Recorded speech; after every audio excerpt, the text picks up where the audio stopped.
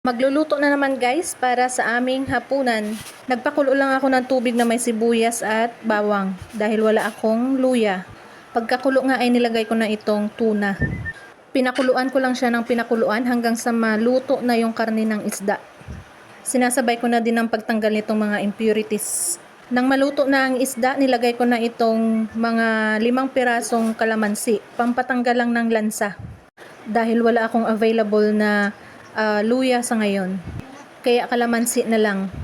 Tapos naglagay na din ako ng paminta, asin, magic sarap, at kalahati lang nitong sachet ng sinigang mix. Tapos nilagyan ko na din ng siling labuyo para medyo may anghang. At ayan guys, ayan naluto na ang aming ulam. Sinigang na tuna. Literal na sinigang na isda dahil walang mga gulay. Kamahal kasi. Kain na tayo dinner.